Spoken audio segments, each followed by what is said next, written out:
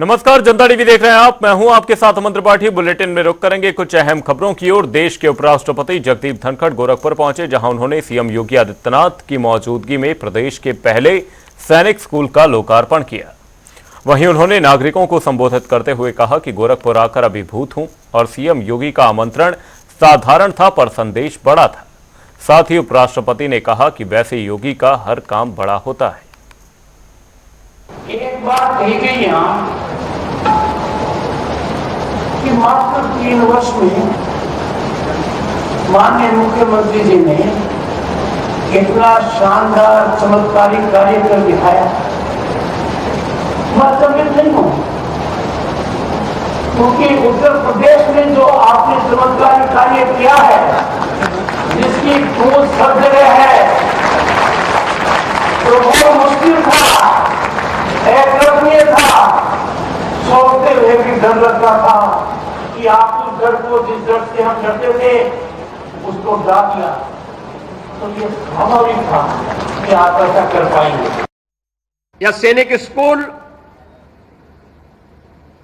इस पवित्र प्रांगण में लगभग 50 एकड़ क्षेत्रफल में स्थापित किया गया है। मुख्य भवन के साथ ही एक सैनिक स्कूल में देश के पहले सीडीएस जनरल बिपिन रावत के नाम पर ऑडिटोरियम का निर्माण संपन्न हुआ है। 1000 सीटों का वह ऑडिटोरियम यहां की आवश्यकताओं की पूर्ति के लिए अत्यंत उपयोगी साबित होगा। कारगिल के शहीद कैप्टन बत्रा के नाम पर मल्टीपर्पज हॉल के साथ ही यहां पे एकलव्य शूटिंग रेंज भी है और साथ साथ अत्याधुनिक स्विमिंग पूल भी यहां पे प्रैक्टिस के लिए इन बच्चों के लिए, सैनिक स्कूल में अध्ययन करने वाले छात्र छात्राओं के लिए उपलब्ध कराया गया है।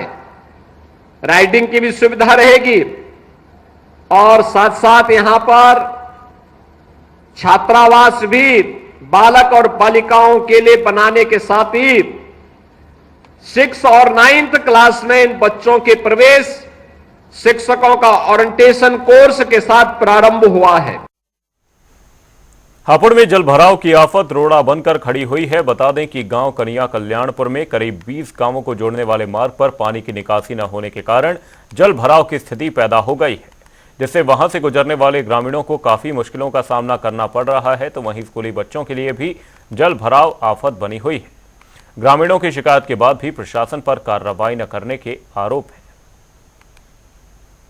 हमें डेली घर जाना पड़ता है, इसी वजह से हम कल गिर भी गए थे, चोट भी लगी हमारे कि पानी में गिरने की वजह साइकिल से जाते हैं और बाग में निकलने की कोई सुविधा नहीं है हमारी। अब इधर से हम डेली बाग में निकलते हैं, दूर रास्ते चेंज करने पड़ते हैं डेली। नहीं समझ आ रहा है हमारा। तो यहाँ से पैदल जाते हैं आप लोग? डेली सर, हम पैदल ही जाना पड़ता है। कैसे जाएंगे यहाँ पे? तो आज आपने यहाँ पर ट्रैक्टर ट्रॉली का सहारा लिया है? जी हाँ, आज लेना पड़ा है क्योंकि हम नहीं तो गिर जाएंगे सर यहाँ पे। नहीं तो कल रास्ता भी चेंज किया फिर हमने आती बार जंगलों में जाना पड़ता है। एक बड़ी हो रही है, सांप कट रहा है हमें उधर जाती बार भी, इसलिए। देखिए, यहाँ कन्या कल्याणपुर के जो ये संपर्क मार्ग है मतनोरा के ठोड़ के लिए, लगभग यहाँ 20 गांवों का ये संपर्क मार्ग है। और मैं आपको बता देना चाहता हूँ कि यहाँ पर लगभग 2-3 किलोमीटर तक इस रास्ते पर जल भराव है। यहाँ कोई ना नाला है ना नाली है। यहाँ सीधा गांव का पानी जो जल भराव होता है इस रास्ते पर हो रहा है, जिसको लेकर के आज आप देख रहे होंगे कि सैकड़ों की तादाद में ग्रामीण और स्कूली बच्चे जो कि आए दिन इस पानी से होकर के गुजरते हैं, इस गंदगी से होकर के गुजरते हैं। शर्म आनी चाहिए उन जनप्रतिनिधियों को जो वोट के नाम पर यहाँ हमारे बीच में आते हैं, गांवों के बीच में आते हैं, गांव ग्रामीणों के बीच में आते हैं और वोट लेकर के चले जाते हैं। आज उन्होंने आंखें मूंद रखी हैं। देखिए 1 किलोमीटर का ये जल भराव है, घुटनों तक का जल भराव है। बच्चे आए दिन इसमें गिरते हैं जब स्कूल जाते हैं शिक्षा प्राप्त करने। तो देखिए हम सन 47 वाले कहीं भारत में की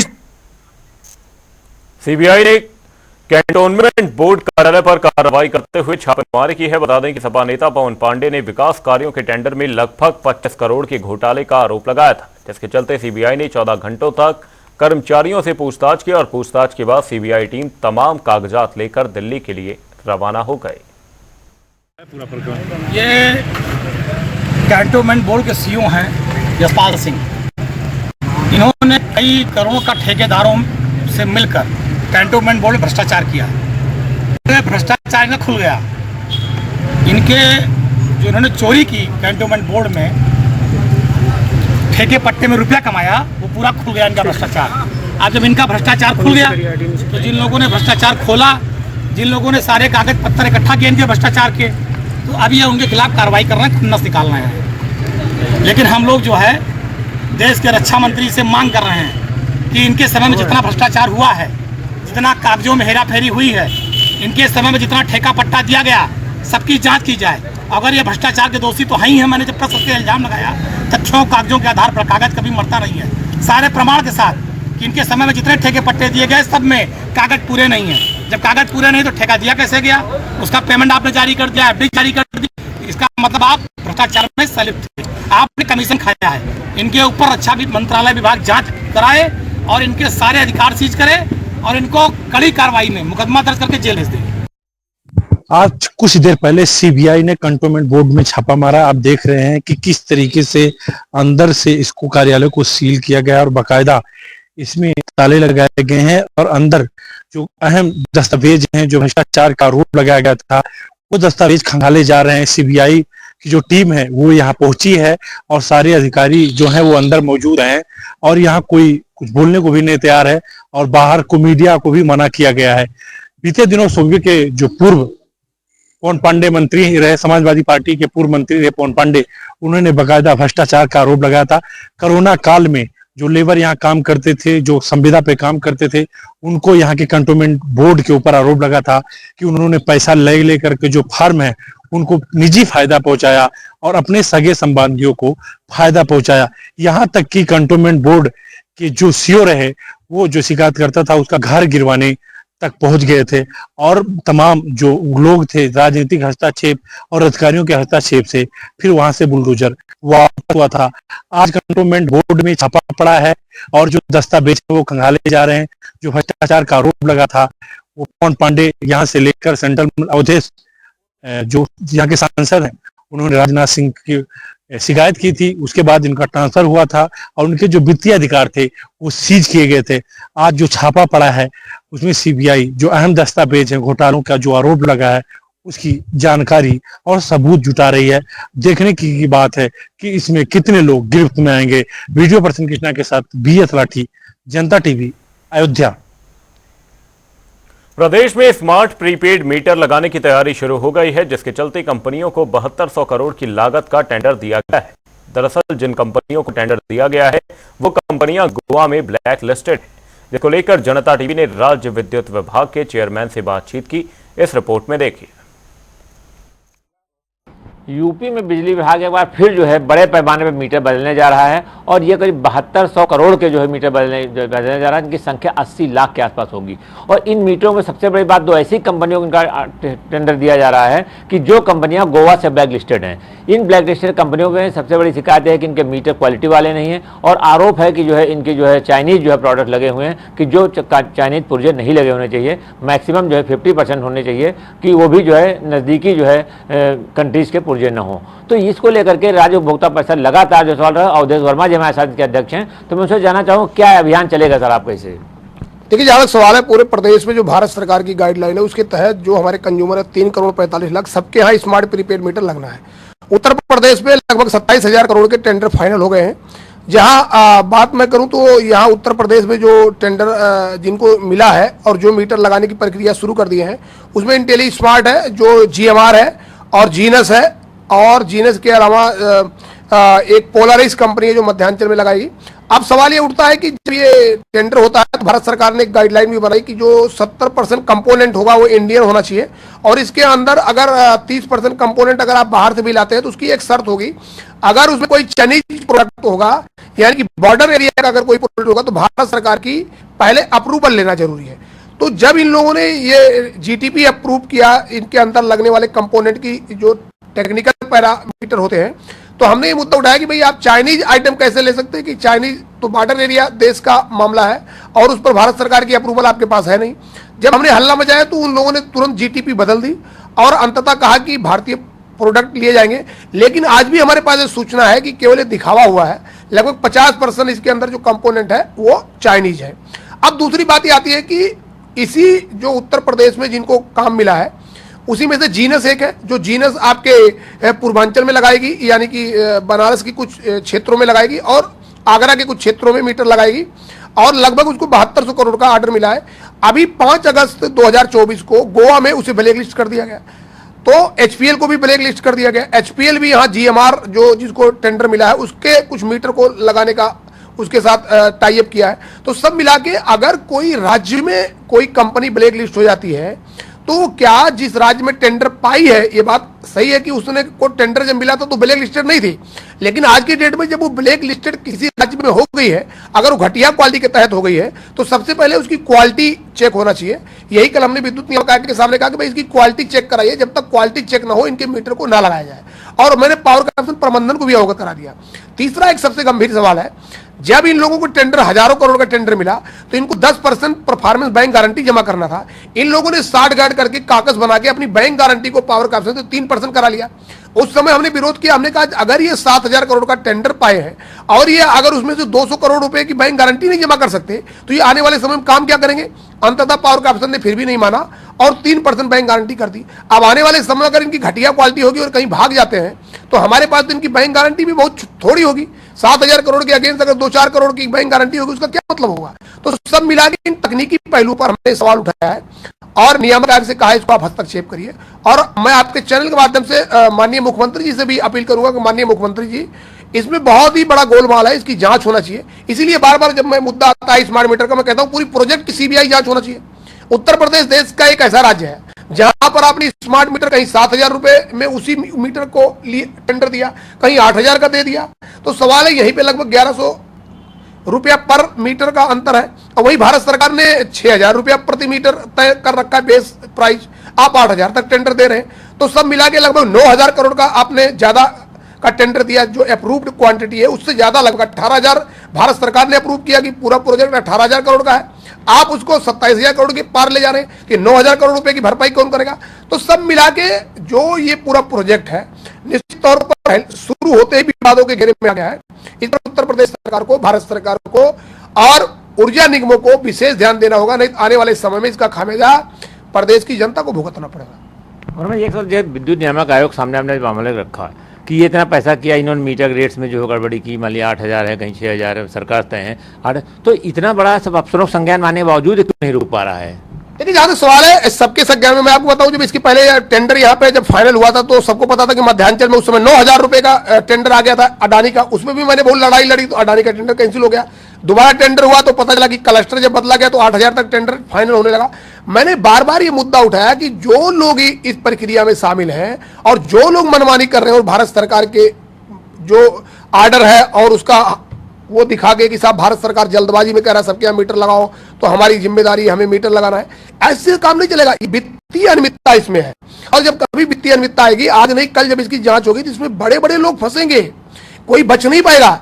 लेकिन अब सवाल यह है कि इतने बड़े मामले को कैसे लोग लिंगरान कर रहे हैं। और अभी आप देखिए कि जैसे कि आप गोवा में, अभी आपने बहुत सही बात करी कि गोवा में अगर ब्लैक लिस्टेड है तो इनको रीजन पता करना चाहिए कि गोवा में क्यों ब्लैक लिस्टेड आप किए गए और आप उत्तर प्रदेश में लगाने जा रहे हो, कल को यहाँ कोई दिक्कत आएगी तो क्या होगा।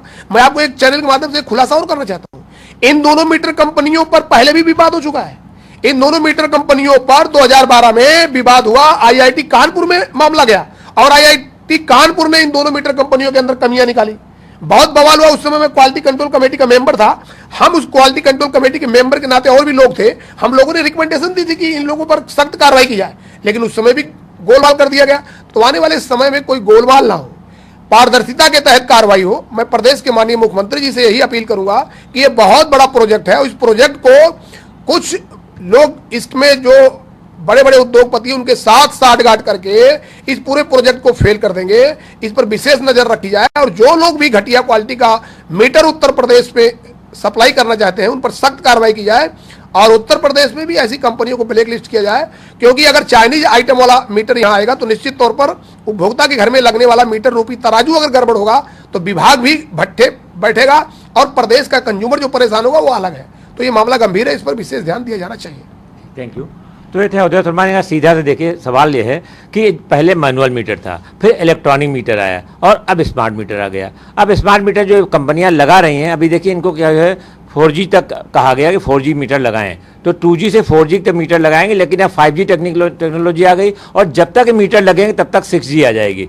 तो इन टेक्नोलॉजी के मीटर कितने दिन चलेंगे, ये भी एक सवाल अपने आप में। तो एक तरफ जहां पे ये 80 लाख करोड़ 70 लाख मीटर लगा रहे हैं, तो ये 70 लाख मीटर जब आएंगे फिर अगर समय बीत जाता है तो इनकी भी जो क्या गारंटी है। तो आम जनता पर इसका बोझ पड़ेगा और ये आम जनता भुगतेगी। अगर अफसर नहीं चेते और यह प्रशासन नहीं चेतता है तो ये बड़ा भारी खामियाजा अगर बिजली उपभोक्ताओं को भुगतना पड़ेगा और इसका जो है पैसा भी उन्हें भुगतना पड़ रहा है और इसका जो है जब गलत मीटरिंग होगी तो उसका भी समस्या भी उन्हें भुगतनी पड़ेगी। करावत रियाद के साथ TN मिश्रा, जनता TV, लखनऊ। पर्यटन सीजन शुरू होने से पहले आगरा कमिश्नरेट ने स्पेशल पर्यटक पथ बनवा रहा है, जिसे 1 अक्टूबर से लागू कर दिया जाएगा। इसके लिए आगरा विकास प्राधिकरण के साथ मिलकर बैठक कर योजना को अंतिम रूप दिया जा रहा है। पर्यटक पथ से पर्यटकों को कई सुविधाएं मिलेंगी और साथ ही पर्यटक जिन असुविधाओं का सामना करते थे उन समस्याओं का भी निस्तारण हो जाएगा। पर्यटक पथ को लेकर जनता टीवी ने ACP से ताज सुरक्षा खास बातचीत की। अगर आप आगरा ताजमहल देखने आ रहे हैं तो अब शहर के ट्रैफिक जाम में आपको नहीं फंसना पड़ेगा, क्योंकि आगरा कमिश्नरेट पुलिस ने शहर के ट्रैफिक में पर्यटकों को मुक्ति दिलाने के लिए प्लान तैयार किया है। यह प्लान 1 अक्टूबर से लागू होगा और पब्लिक एड्रेस सिस्टम के जरिए यह प्लान लागू किया जाएगा। ताजमहल आने वाले पर्यटकों के लिए बॉर्डर से ही तमाम व्यवस्थाएं लागू की जाएंगी, जिससे साइनेज बोर्ड होंगे जो पर्यटक पथ के जरिए पर्यटकों को ताजमहल पर पहुंचाएंगे। इसी जानकारी के लिए हमारे साथ ACP ताज सुरक्षा हैं। सर, किस तरह से पर्यटक पथ बनाया गया है जो आप यहाँ लागू करेंगे और पर्यटकों को ताजमहल तक जाम मुक्त पहुंचाने के लिए, ट्रैफिक मुक्त पहुंचाने के लिए क्या किया जाएगा?